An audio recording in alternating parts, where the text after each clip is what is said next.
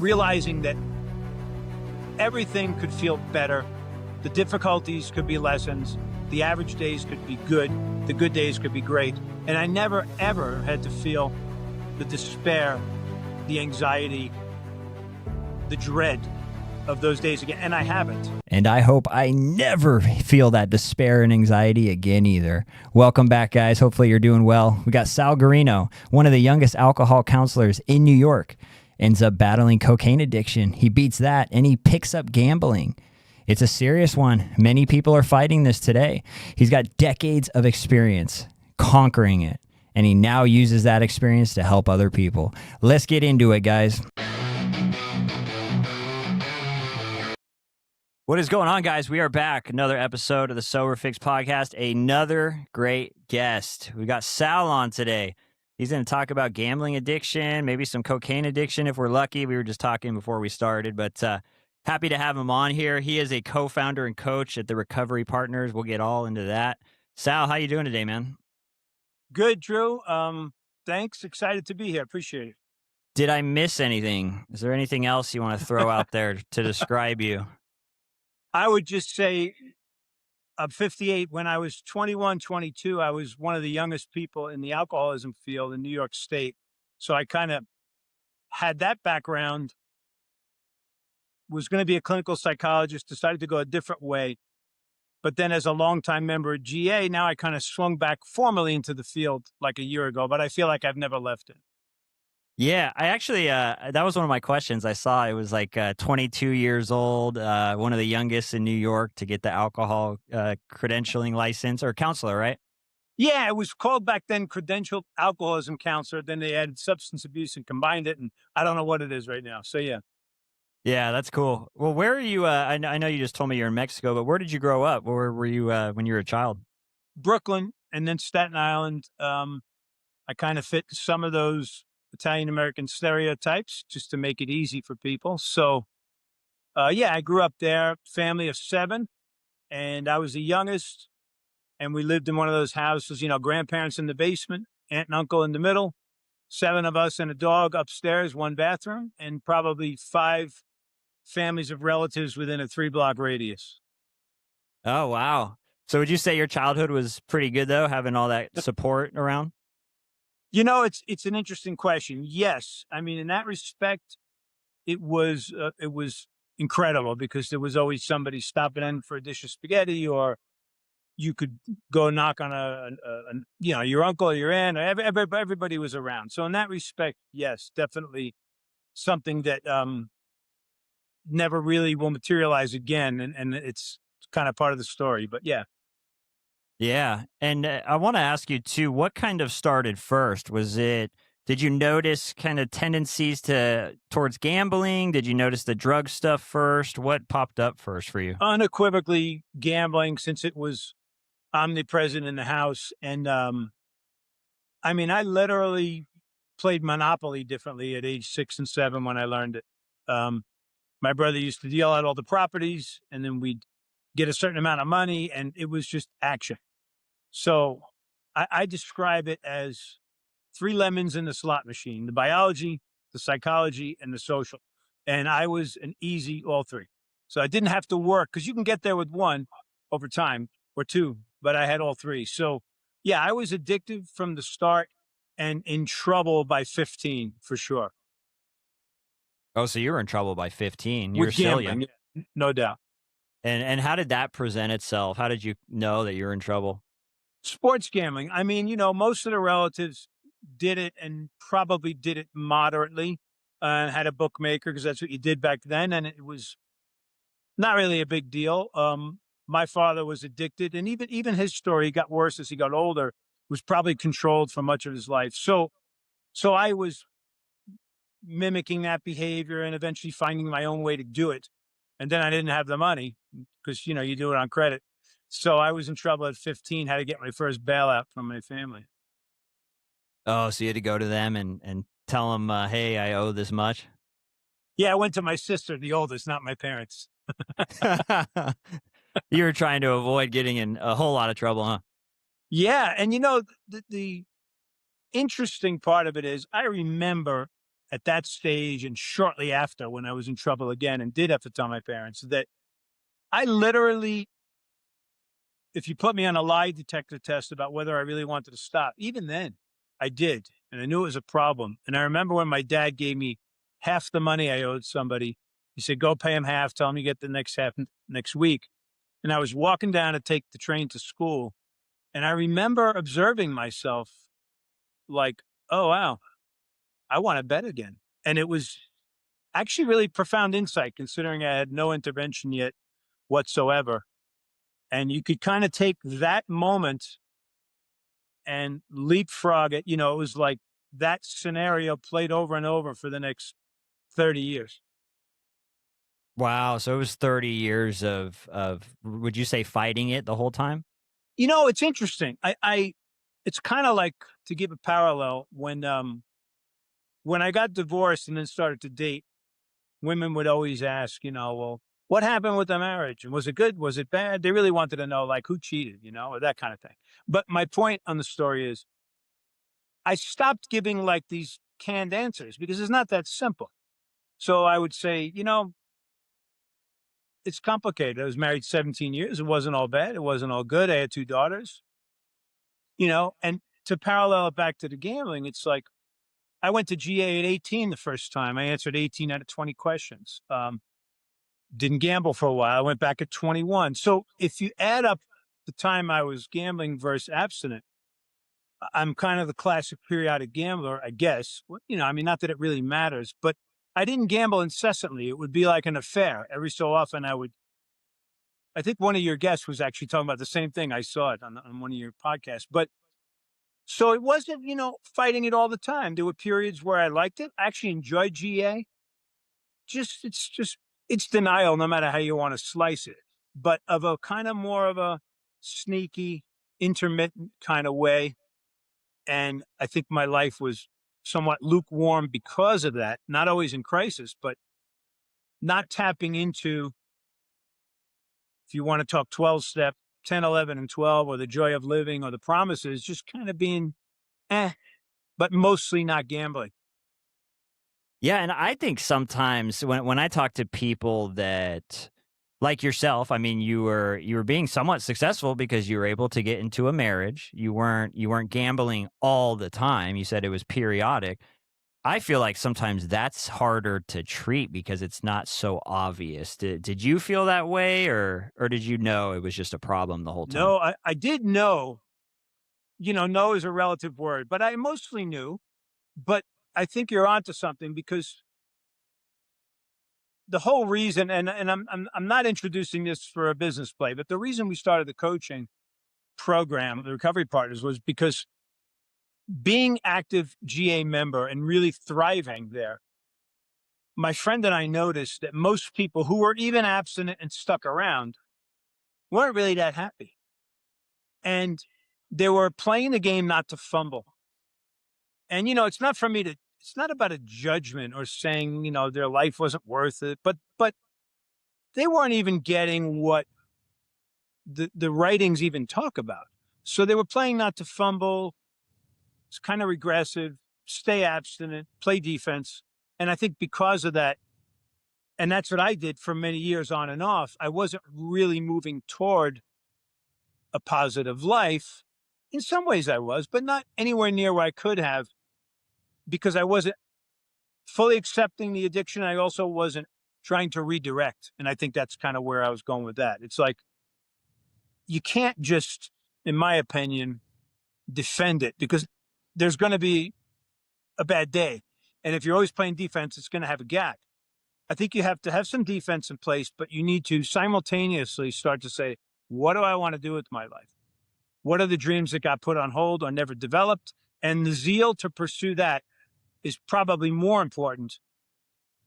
I'm not saying you take your eye off the ball, but don't play it that safe because I don't think that's the way 12-step program was written. And I think it actually, good intentions, but it hurts a lot of people. Yeah, and what I'm hearing from that is it can't just be about not gambling. You gotta find something else. Something. Do you think it's passion? Something you're passionate about? What do you think that is? That extra stuff we need to find. I think it's a lot of things. I mean, if you parallel it to the steps, which I believe in, and I know a lot about the history of AA, and I love it. And I think the writing is, especially in the 1950s, like the 12 and 12, is masterful. And I think it's, you hear in meetings, well, there's only one step that mentions alcohol or gambling, and there's 11 that talk about life. So I think it's just normal human pursuit that gets lost in our trauma and our fear of not going back. So, I don't think it's like a trick, like find a hobby. I think it's a bunch of things, but I think it's just living life and trying to find ways to be happy that are bigger. And I'm not saying that means you don't have to pay attention to the gambling anymore, but you could do both. You can still, they talk a lot about disease concept, which I have mixed feelings about. But I would say if you want to talk disease concept, say remission. And if it's in remission, what am I going to do with the rest of my life while I'm not worrying about this addiction? So, I think it's just human nature um, steers us in that direction. People trying to help us steer us in that direction with good intentions. And what happens though is the joy of living gets lost and we get kind of governed. Life is a little governed. And I think that not only can lead to relapse, obviously, but it's just kind of sad because you go through all this, you go to hell and make a U-turn, maybe a few times like you have and I have. And then it's like, okay, now what? So I think it takes some courage to look forward. Yes, a day at a time, but there's nothing wrong with talking about next year and 5 years and 10 years and big dreams. Yeah, and I wanted to ask you as well, are there certain triggers associated with gambling addiction? Did you have certain things? I kind of think of it as maybe Friday night payday, or is it a certain sports season? Did you notice anything like that? It's really individual for sure, especially now with the myriad ways to gamble. But for me, it was sports gambling mostly. So, you know, it was it was pretty much all year. I mean, it's hard to say, but if I had to say a couple, it would be actually more when I was doing well, when life was pretty good, there was some money in the bank, and I wasn't hurting. And actually, I had more mental clarity. So I was a pretty good forecaster when my mind was right. So it would be tantalizing to kind of go back in after some time away. So typically, I would gamble again. Typically, not always, but probably win a few weeks in a row. Then start to have a bad week, couple of bad beats, and then it kicks in, and all logic and control is lost. But that was a tantalizing kind of pattern for a long time, on and off, on and off. Kind of heavy duty when I reflect on it, because it's like death by a thousand paper cuts. Yeah, and the people that you work with, do you find that they seek help pretty far into the addiction? Do you feel like they've been struggling for a while, or is it kind of all over the place where some people seek help right away? What do you normally Yeah, see? that's a great question. I think generally it's always pretty far in, but I think because of technology, and this is the interesting thing, because everybody bemoans, understandably, the gambling ads and the apps and all that, and I get it, and the incessant, you know, ads during a baseball game or what have you. But with recovery podcasts, with communities, with ways to kind of dip your toe in the water, Zoom meetings for GA and other platforms, I think there are many more people coming in earlier, and with women generalizing, but there's a good significant group of, I guess, middle-aged or maybe slightly older women who it gets out of control a lot quicker than with guys. A little more as a response to life issues and kind of an escape. And I'm not saying that doesn't happen with men, but it tends to be a little more the case with women. And they come in faster, still serious damage, but sometimes 1, 2 years in, sometimes even less, which I don't think was happening years ago. So That silver linings in there, if you want to call it, I think. Yeah, that's interesting too because and I know there's a reference to this in the big book, but it talks about women alcoholics getting bad pretty quick a lot of times, and I know it can happen just like you said with men as well. But that's what I was thinking about as you're talking about that. I remember reading a portion where it basically says they can get just as bad in a short period of time, which lines up with exactly what you're talking about. I want to Yeah, ask. yeah, Go yeah. ahead. No, I'm just saying I've read a little bit about it. I mean, it's hard to know, and it's hard to track these kinds of things. But I do think we are getting to some people sooner.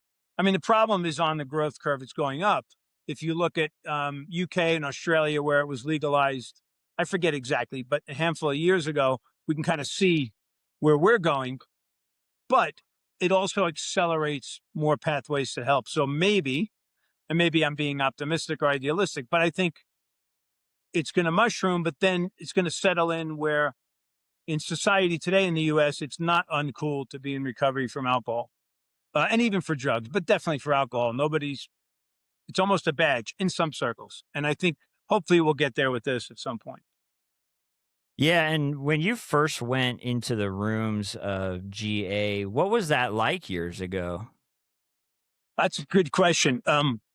It varies still by geography and by the history and the length, the how old the meeting is, but it was different. So I was 18 years old. I got brought to a meeting in Staten Island. It's a 3-hour meeting with a break in the middle. 3 hours. 3 hours. And on the East Coast, some of them are still longer. I don't think three, but maybe two. So a friend brought me an older guy, introduced me to the chairperson. He said, "Sit down. We'll talk to you in a little while." About an hour and 20 minutes in, right before the break, they said, "We'll now turn our attention to the newcomer." I think they said my name, but newcomer was definitely mentioned. And they said, "Sal, could you open to page 15? We're going to read 20 questions. Answer yes or no." In front of everyone. Oh, absolutely. And we still do that in a lot of meetings, but I mean that's kind of normal in GA. However, in an effort to soften the blow for a lot of people now, a lot of times they'll go around the room and everybody answers one, or they'll say, "We're just going to read the questions and just count in your own head," which, by the way, is a problem because what's happening is they're losing the one moment you have where somebody's actually open to looking at it. But back to my situation. So I answer all of them yes or no. Then he said, "Okay, Sal, thank you. You answered yes to 18 out of 20 questions." And then he reads the next sentence, which says, "Most compulsive gamblers will answer yes to at least 7."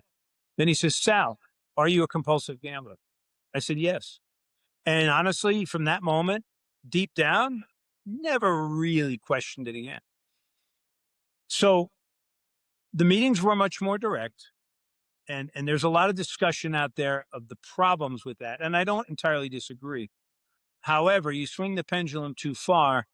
And I look at that 20 questions as a sacred moment where you have somebody and the silence, the deafening silence of the room, and having that moment to actually, yeah, it's tough and it can be intimidating, but it's not like I got there without going through some tough and intimidating times, right? So that was a profound moment because I never really doubted it. And I answered, I don't remember. I know the one suicide question, I didn't answer yes, that I hadn't considered that. I don't remember what the other one was that I was probably in denial about. But, that was most people in their first meeting at that age wouldn't answer that many. So, and the meeting itself was very, very structured. Everybody had a certain amount of time. In New York at the time, you would stand up to share, then you would sit down. But if you were coming to the end, they say, "Okay, wrap it up." And then if you didn't, they just hit the hammer or a bell and like sit down. That's it. No, no 30 seconds more. That's it. Time's up.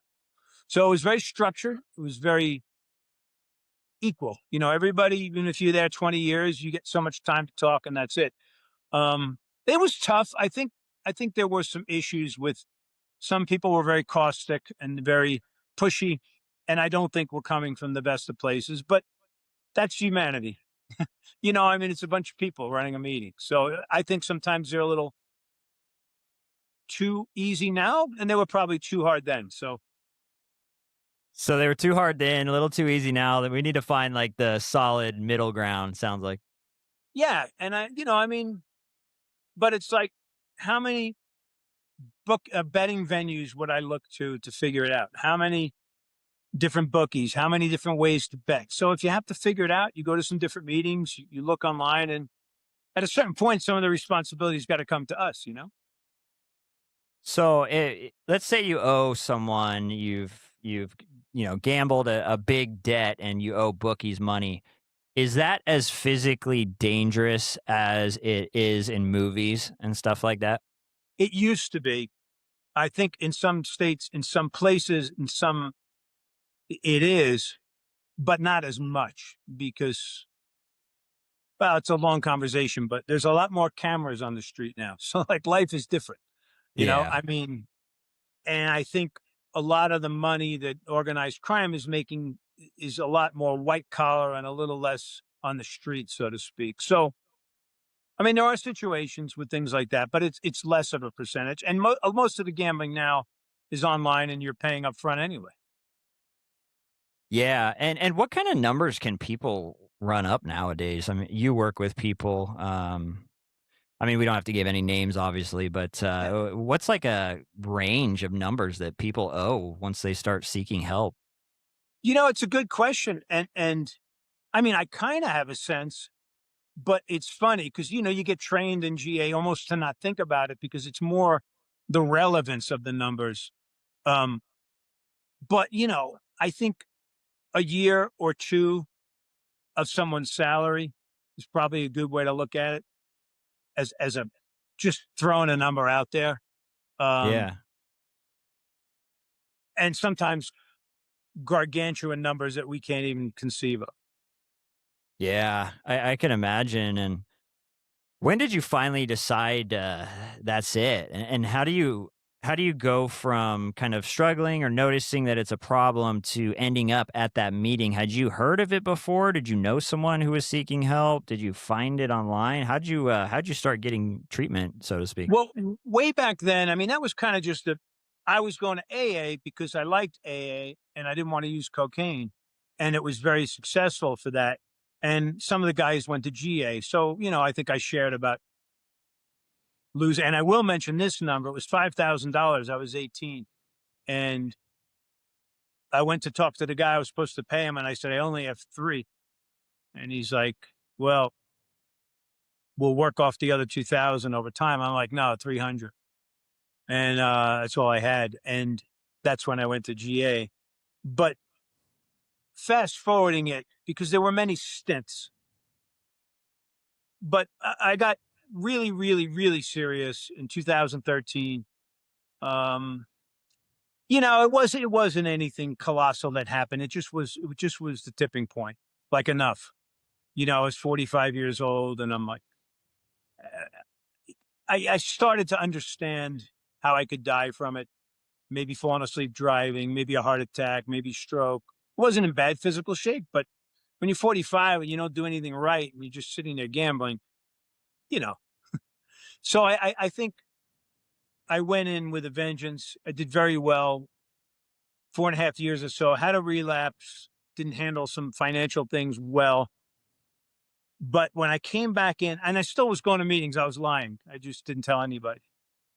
Um, which is interesting because in one sense it's crazy, but in another sense, deep down, I knew that I had to keep going and I wasn't ready to tell the truth. And I'm glad I did because it probably saved my life just to be around what I knew was base. And then in August of 18, I went back in, owned it, but also said, I'm not going to carry a cross around for the next year talking about this. And I think that was the beginning of a recovery that has been completely trajectory up, that has been great. And that from then on, I started to understand what I needed from GA and also what wasn't productive. So, for example, for the next 2 years, I rarely mentioned how long it had been since I made a bet. It wasn't just pride. It wasn't trying to hide. I just knew intuitively focusing on that wasn't helpful anymore. Focusing on how well I practiced step 10, 11, and 12 that day was more important. And that was the beginning, as I think of it now, the seeds of not a whole new approach, but a new focus, a new emphasis toward what I think was the original intent. You know, in the big book, they say recovered. And I don't want to get into a semantic battle about that, but there's a reason they say it. They say it because you're crossing through, and it is different.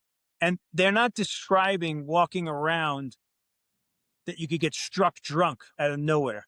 They understood that was the last step in a relapse. And I think some of those ideas and my need to feel more positive and happy about what recovery in life could be started to dominate how I approached the program. And it worked well. It wasn't avoidance. It actually was deeper into the steps, deeper into forward looking, because day at a time doesn't have to mean I can't look forward. I went to a conference in the late 80s. It was a 90-something-year-old keynote speaker, a woman with 40 plus years of abstinence who knew Bill W. and all that. And she said something I'll never forget. She said, joy is the expectancy of good. But if you think about that, she's saying, yes, it's in this moment, but I'm looking forward. And I think some people in the rooms, quiver at that because it's like, no, day at a time. Don't get ahead of yourself. Don't project.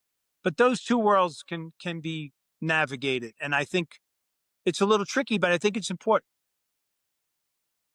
Yeah, no, that makes perfect sense to me. And we were talking before we started how my viewpoints on stuff have changed over the 6 years that I've been sober, and I'm always open to trying different things, adding things to my recovery. I want to ask you real quick, Yeah. how'd you beat the cocaine, man? Well, first of all, what was it like? What was a typical day when you were dealing with cocaine addiction, and how'd you beat it?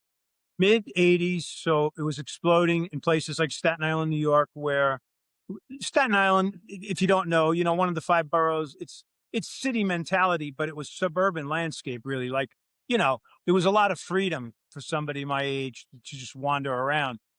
And the way I beat it was a classic Minnesota model rehab in 1986. In Minnesota, I went for 35 days. I got high once more 5 months later over a gambling debt. And that's when I went into GA and realized we kind of had the cart and the horse backwards.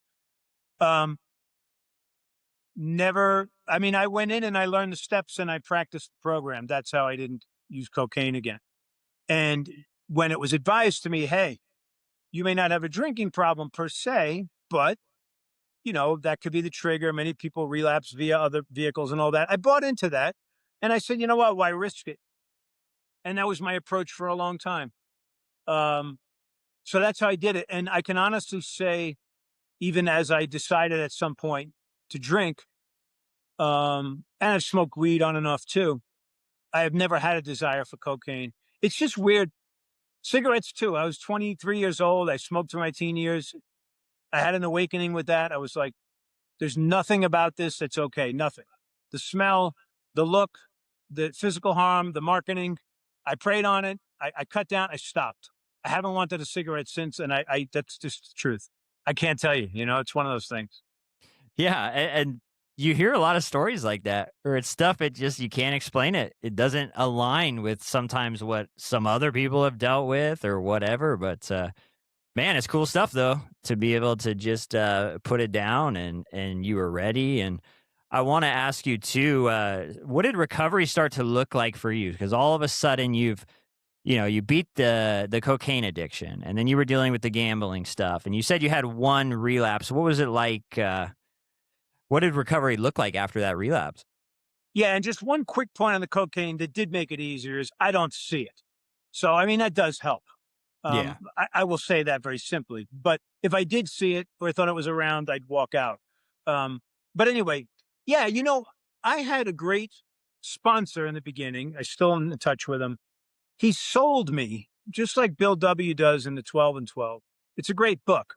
His 100-something pages on the steps, now that AA had 15 years of reflection, and he wrote it as the stockbroker that he was. It's a very subtle sales pitch as to why you should work the steps. And he's very good at it. He anticipates your objections and then he gives you reasons to think differently.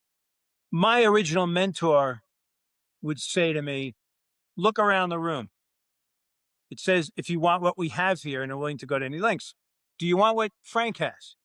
And I'd be like, well, nice guy, but kind of angry. He's like, how about Susie?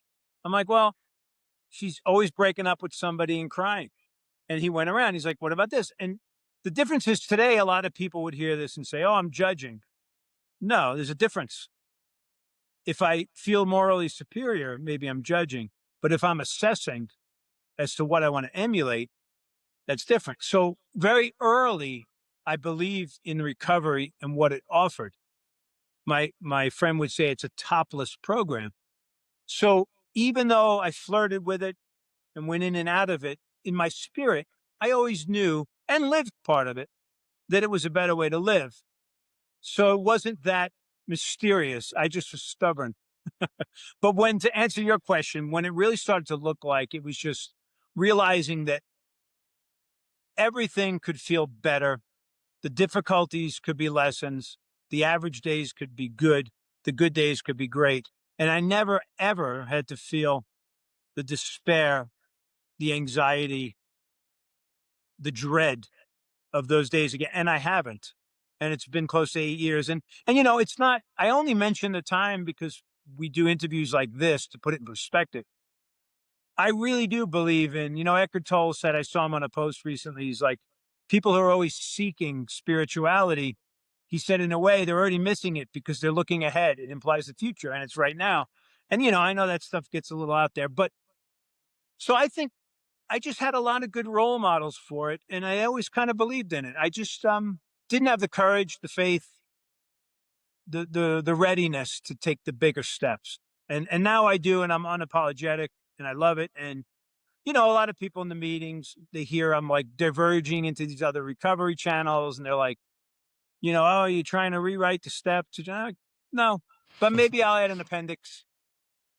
I mean, you know, AA evolved, all the fellowships evolved. If you went to AA in 1945 before NA, they probably weren't too keen on talking to you if you had a drug problem. And they probably thought that was okay.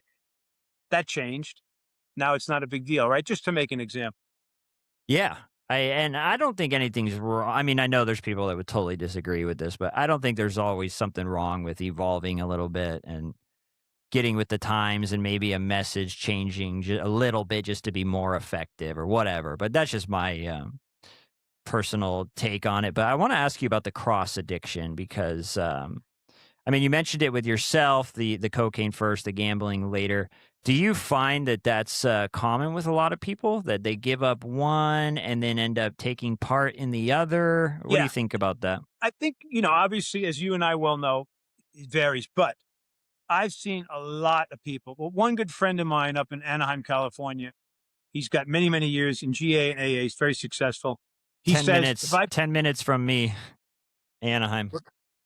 oh, yeah, I was going to ask you because I saw the 949. Where are you? I'm like Santa Ana, Costa Mesa, Okay, not cool. far. I lived in Newport Beach for 13 years. But Oh, that's funny. yeah, so he says if I put my alcoholism and my gambling addiction in a room and they had a fight, the gambling would come out in like 2 minutes and be like, what do you got? Like, no way.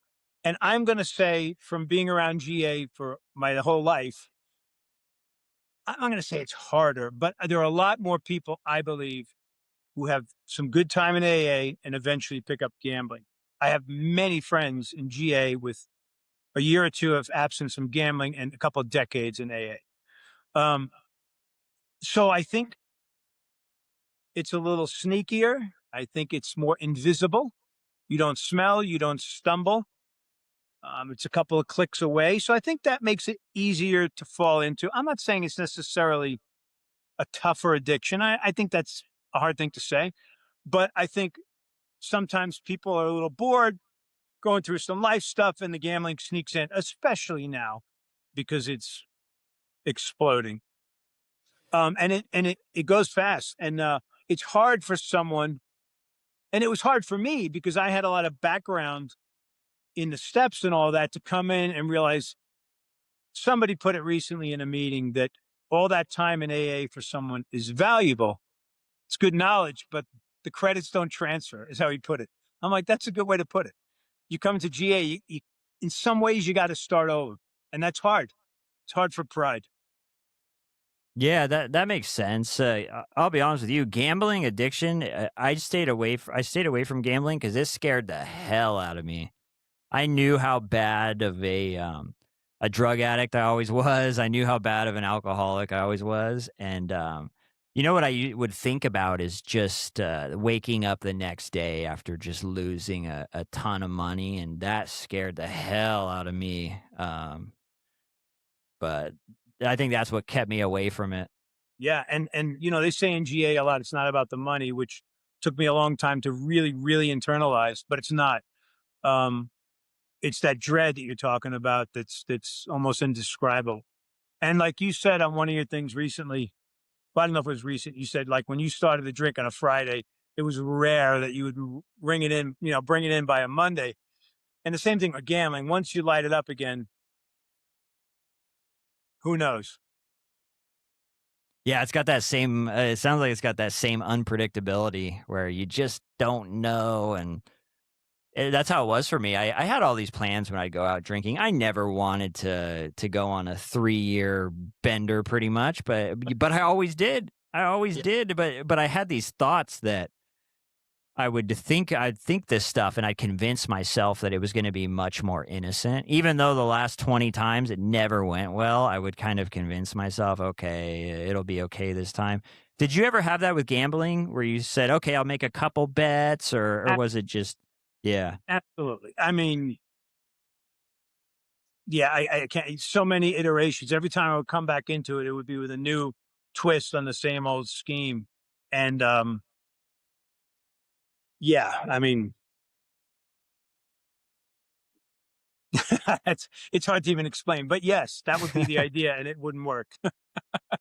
Yeah, and I remember reading on your, I believe it was your website that your recovery coaching stuff was years in the making, whether that was from gaining the personal experience. I just wanted to ask you as well, were you thinking about that the whole time, or was it just the knowledge you were gaining along the way?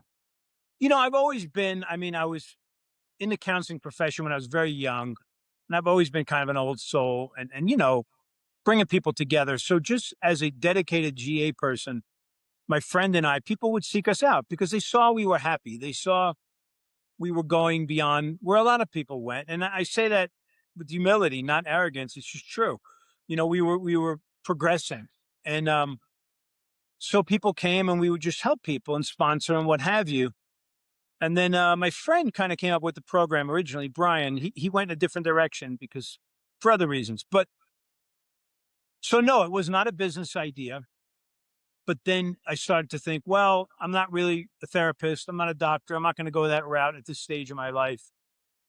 And we thought there was a need to bring to people more than just what they were able to extract normally from GA. It's possible in GA, and it happens sometimes, but a lot of times it doesn't for a lot of reasons. And I don't blame GA. I think it's the best thing for most people. Period. End of story. I love it. I love it. I go to a few meetings a week, so it's not even an indictment. It's just saying there are more ways to do it. We usually think complementary is better anyway. Unless somebody's completely dead set against it, will I say, okay, let's just do coaching. My normal recommendation is let's plug you into GA online or in person, and let's do coaching and let's look at therapy. I mean, and I'm not just saying that to be diplomatic. I think for me personally, it was self help first. It was a therapist for many years, which I absolutely got a lot out of. And then it was a coach. I used to not believe in any of it. I thought it was all Tony Robbins, sizzle, no steak. I'm like, life coach, give me a break. Then I became one because I went to one when I was stuck. I gave it a shot and she helped me really assert a direction in my life about 7, 8 years ago. So I think it depends on the timing and person and any of these approaches at different times can work.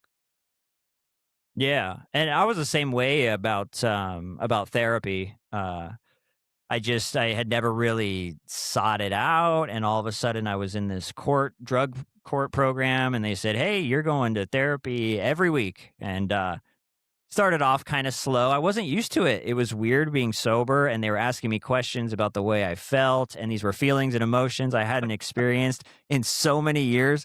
And they just asked me these questions, and I just didn't know. I didn't know how to describe it. I'd been numb for so long and hadn't thought about a lot of these things. And man, after a few years though, because I was in that program, they said it was going to be 18 months. I was in it for like 4 years because of some relapses, but it took what it took, and I got a lot out of it. But what do you think helped you the most about therapy?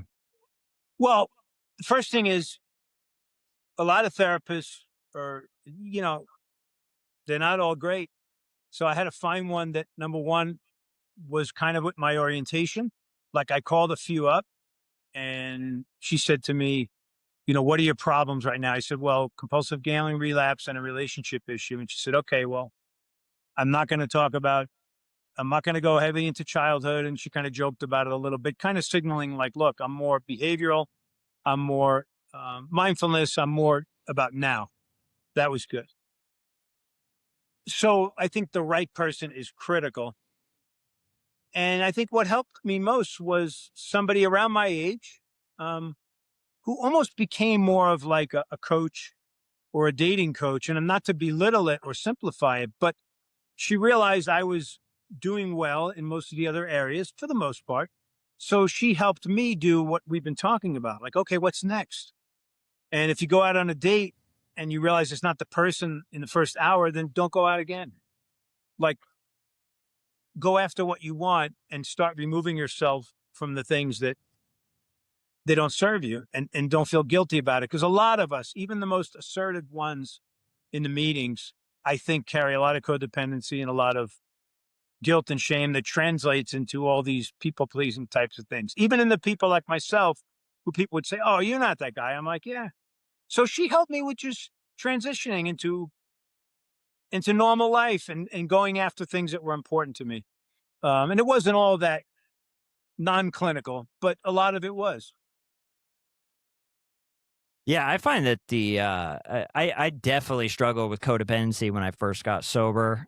It was something that I never even thought about that word before until all of a sudden I was sober and we started getting into it, and someone started to describe how they were dealing with that in sobriety. And I remember thinking, damn, that's me. I didn't tell anyone at the time. That is me. And it's been something I had to work on. Those people, places, and things used to really rule my life, and especially my reactions to certain things that would happen. Is that people, places, and things? Do you still find that important today? Yeah, I mean, it's virtual half the time. I mean, it's more like where you're going to go on your computer or your phone. Um, but yeah, like for me, I was a sports gambler and a casino gambler, so I don't go to Vegas. I have gone for business, and I may go again for business, but I'm not one of these guys who has to kind of try and normalize it or pretend it's okay. For me, no need. Yeah, So, sometimes yeah, just easier to stay away.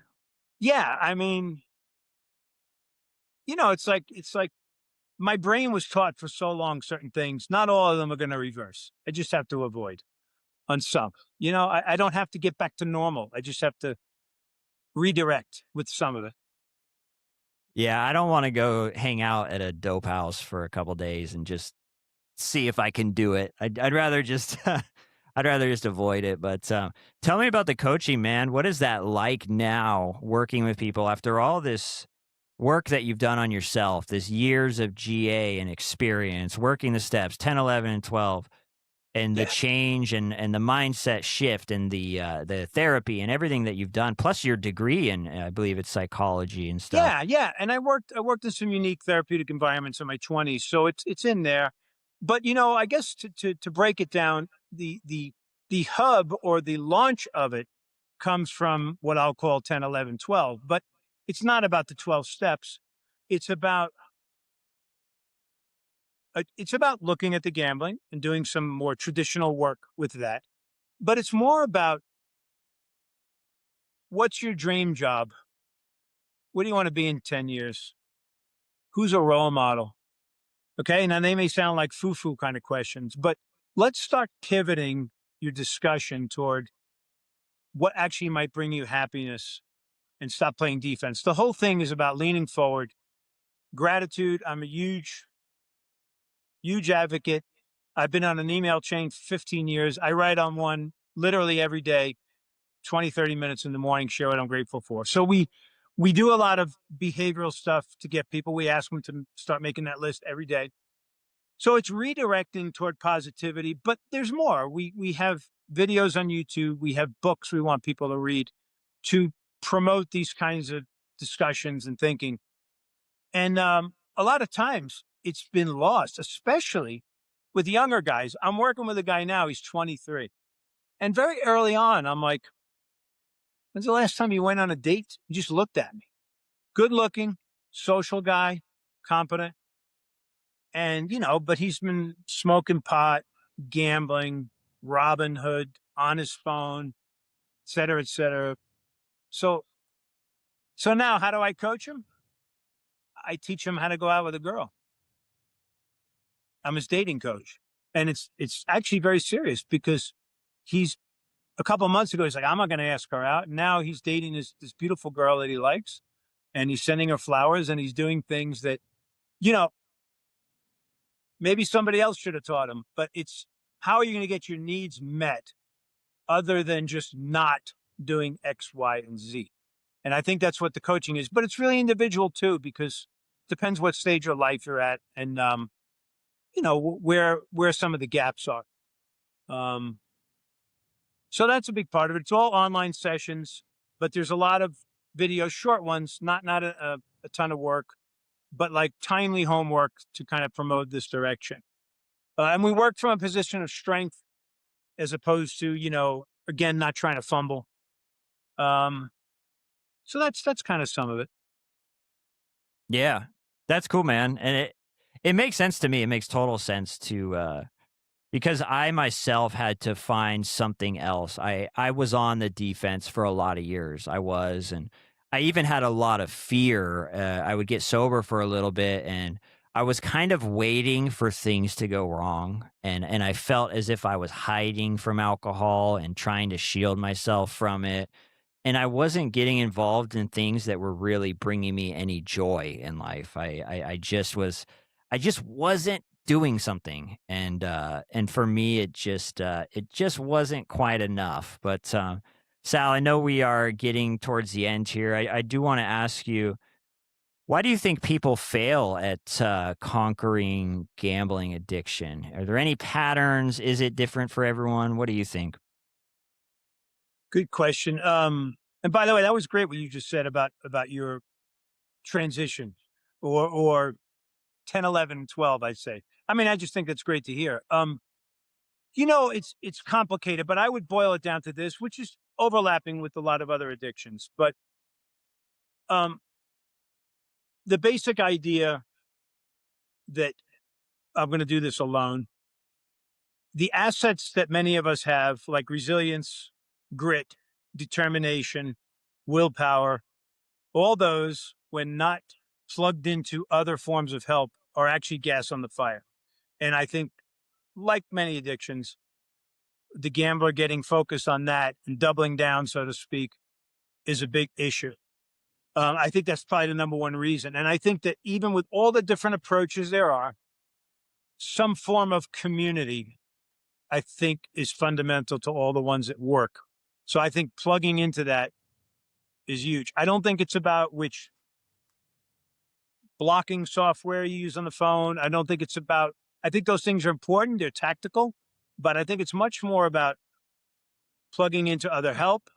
And if you could get one idea in your head that when it comes to this part of your life, your ability to assess the depth of the problem and the path to recovery is very poor on your own. It's almost like, and I don't mean to make light of dementia, but in the sense that someone who's losing memory might not realize it. And they'll say, no, I didn't just repeat myself, and get almost indignant. And I think it's the same thing with somebody trying to stop to a degree. So I think that's some of the big reason. And I think that's common to a lot of other addictions too. Yeah,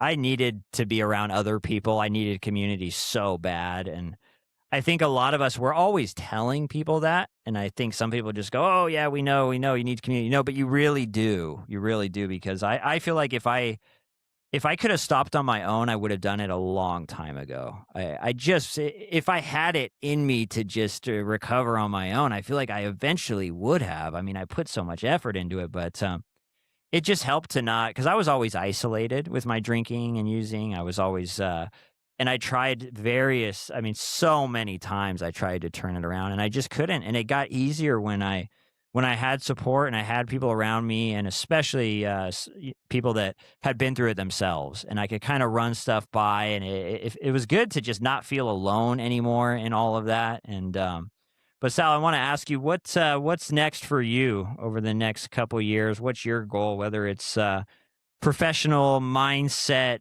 whatever, helping people. What's on the agenda for you? Yeah, I would say we talked briefly before, and I won't get into it now. I realize the time, but the app that I've been heavily involved in lately is called Evive, and it's to help people who want to stop gambling or even moderate, and it also helps families who are affected. Um, it's it's a lot of things, but the community aspect is where I'm really interested in trying to take the things I've learned over the years and apply them to a wider audience to make more channels or tentacles to get people interested and help them find the tools in the toolbox that works for them. So whether it's through that app, which I'm playing a very increasing role in the community and other things to come, or with the recovery partners, which is just, they're all just tentacles. So, to answer that question, it's like, I feel like I'm in a good place recovery wise where, um, I want to, I can bring this now into my life as work because it really isn't work. I mean, it is, but it isn't. I mean, if I work 7, 8, 9, 10 hours in a day, maybe one feels like work and the rest feels like a mission. So it's really to just dig into that, and we'll see. Recovery partners, Evive, other things. We'll see. I mean, it's all still kind of new in the formal sense. I've been doing it, but in how it's coalesced into the two channels it's going now, it's kind of new. So we'll see. Yeah, and congratulations on that. And it's exciting. You don't know where it's going to go, but it's got a ton of potential to help a lot of people. And I do have one last question as you were Yeah. talking there. I'm thinking about the family of someone who has a loved one who's just like with drug addiction, alcohol, whatever. It's hard. It's really hard. Do you find that it's just as devastating when it comes to gambling in the family? Yes. And sometimes I don't want to say more, but more of a surprise because you can do a lot of damage fast. And by the way, the partner or the parent usually knows something's wrong because we have instinct and intuition. But the financial devastation part, which again, it's not all about the money, but that's what smarts first. And that's what kind of brings it home. So I think that part blows the spouse typically away when they realize, oh my God, this is what's really been going on. Um, but just like in the parent company, as my friend likes to call AA, there's Gam-Anon. There are good therapists who work with the family. We have a piece on the site, a family program of 5 sessions to kind of help you start to walk that difficult line of detaching, setting some limits, but also not trying to monitor everything. That walk that line of support. But yeah, it's tough. It's tough, and people feel completely betrayed and shocked when they see the depth of what's been happening, the depths of it. Yeah, I could just imagine running up a debt and not no one knows, and all of a sudden your spouse, girlfriend, boyfriend, whatever looks at the bank account and finds out. I imagine that would be one shitty day. And it's often it involves opening credit in their name, not paying things that you're supposed to. Like it's usually pretty gnarly. And just one caveat piece to that is the way I describe it is my life when I gamble, and I think this is true of many, it's like a dimmer switch. I have a lot of dimmer switches in this house. Everything in my life that's important gets dimmed. Relationship with my wife would be, my daughters, my work, my physical health. It gets suppressed. It doesn't completely disappear. I don't become a terrible father of two grown daughters because I gamble, but I'm less of everything that I was intended to be. And that's the tragedy, probably of any addiction, but of this one. And it's invisible. So it's like a double whammy. And that's, being able to, back to the other question, to kind of help people turn that light back on. It has nothing to do with the money after a while. It's more about being able to live freely in your mind. Yeah, and I imagine that's I know after being in recovery from all the drug stuff that that's one of the words I love to describe as my journey's been is just freedom. Freedom that I didn't for a long time didn't know that I needed, and especially didn't know that I could actually achieve. And I was shocked when I first started to feel it. But Sal, thank you so much, man. Thank you for coming on here. I loved hearing all the gambling stuff, and it's something that I don't get to hear a lot. I hear a lot about drugs and alcohol and various things, but the gambling, it definitely piqued my interest when you reached out, and I really appreciate you coming on to talk about it. Well, you're welcome. And I appreciate what you're doing. You cover a lot of ground with a lot of people, and we need all the lanes to be moving. So appreciate it. Thank you. You guys sat through another one. Thank you, guys. Hey, thank you for the support. We're coming up on 2K subscribers. I remember when I was making episodes for about 7 people, and I think I knew all those 7 people. So it's growing a little bit by little bit, and you know what helps is you guys dropping your sobriety date. You guys commenting, liking, sharing. It helps us pick up on the algorithm, and it is greatly appreciated. So thanks for tuning in, guys. I really hope that people are doing well, that if you've been struggling for a while, you're starting to pull a little bit of hope from each guest that comes on here. And just know this, if you ever hear anything from me, hear that you can recover. Because I too, like many of the comments that I received from you guys, never thought in a million years that I would ever get sober, let alone enjoy it. So I've been very surprised by the whole process, and it's ongoing. It's day by day. It's figuring out, hey, look, how can I feel okay today? How can I make sure that I don't need to turn to something in order to cope with whatever life throws at me? So have a good week, guys.